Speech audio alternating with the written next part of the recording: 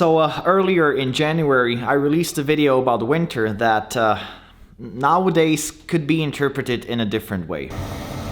We need a new plague. We need a new plague. We need a new plague. We need a new plague. We need a new plague. Let's just roll the intro. Come on, it's not me who's responsible for this terrible situation. You should actually blame someone else. Chez moi. Y'all bien for moi? No. We should really blame someone else. If I get corona, I get corona. At the end of the day, I'm not gonna let it stop me from partying. You know, we've been waiting for Miami spring break for a while. Like, it's really messing up with my spring break. I think they're blowing it way out of proportion. I think it's doing way too much. We met these other people in our little Airbnb spot, so we're just hanging out with them and trying to get drunk before everything closes. Get drunk before everything closes. And it wasn't just in the US. These cool, confident people were everywhere just a few weeks ago. Hey, look at that weirdo wearing a mask. Did your mom tell you to buy that? People losing it over a flu. Pussies. You're in quarantine? More chicks for me, bro. Hey, let's scare people with fake coughing. And now the same people. Don't touch that handle without gloves. You wash those hands or we're done. Was that a sneeze? You go get tested right now. That's fire! Grandma died! There is no hand sanitizer! I don't deserve this! So yeah, the outbreak started, which meant everyone was suddenly having an opinion about the issue. And man, I had no idea that so many human beings were so close to an amoeba. This is a deliberately released bioweapon. Oh, there is a vaccine, but the government won't tell us. You know who's really responsible for this?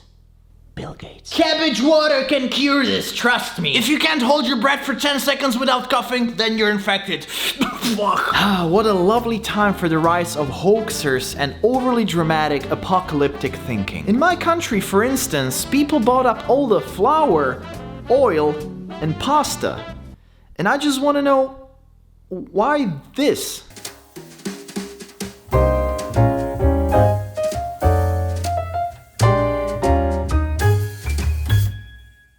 Hi guys! So I know times are harsh and you're thinking we can't put together something magical with the limited supplies in our kitchen, but you'll see that that's not the case. And to prove you wrong, I'm gonna use just 3 ingredients. It's gonna be fast, yummy, and surprisingly easy. What are the 3 ingredients?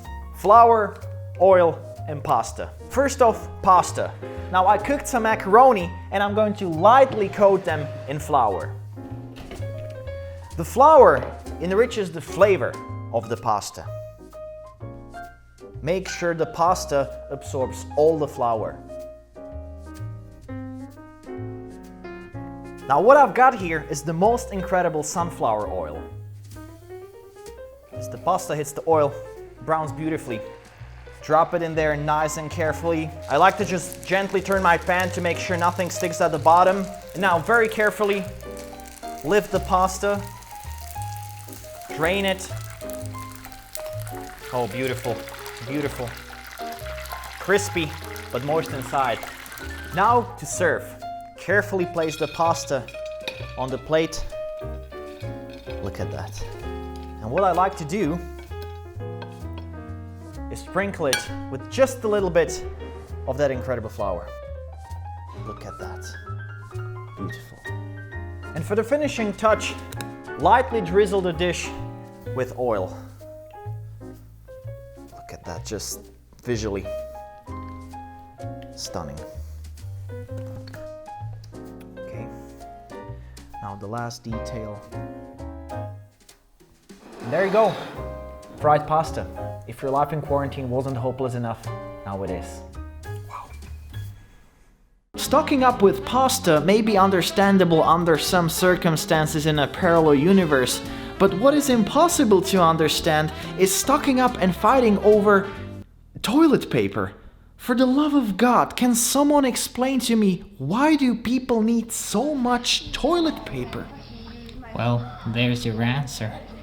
Nothing much to do in a quarantine. Quarantine. I'm in a quarantine right now. I came back home from abroad, so I had to stay here for 14 days without leaving my house. And man, I never thought one's values and personality can change so much within a 2-week period. Ooh, finally some time for myself. This is the first day of a new healthy lifestyle.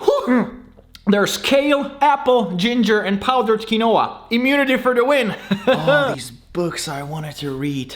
Finally. Cake? I prefer horseradish. No fap, no porn. Power of will. I may skip today's workout.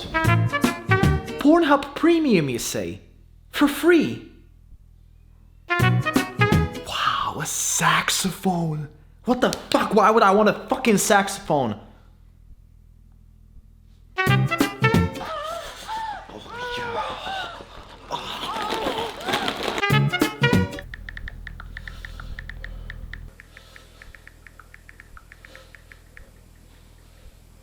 So I survived a complete isolation, and it was tough from the very beginning. Mainly because of my poor TV show choices.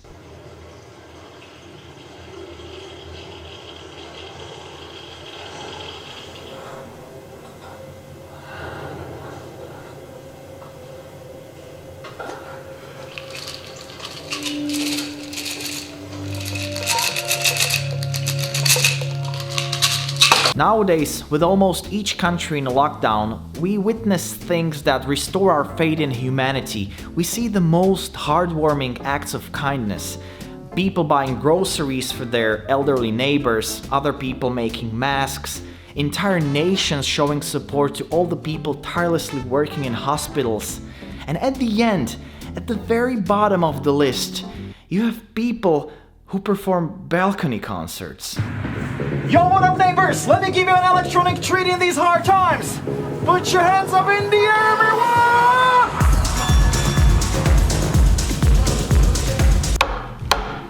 It's 9:30 p.m., asshole! Nobody cares! Apparently, I'm not the only one losing their sanity during quarantine. I realized this when I found out that TikTok has exploded and grown-ups are suddenly dancing and lip-syncing during their lockdown. Bougie, ratchet, sassy, moody, nasty. Automatic, supersonic, hypnotic. Like a drug. Boys seem to like the girls who laugh at anything. Black, white, green or blue. I know how to make the girl go crazy. Hey Siri, is suicide the answer now? Yes. Anyway, jokes aside, the world is in crisis, economies and health systems are crumbling, and the only way how to get through this is to respect the drastic measures imposed by our governments and somehow survive in our quarantines.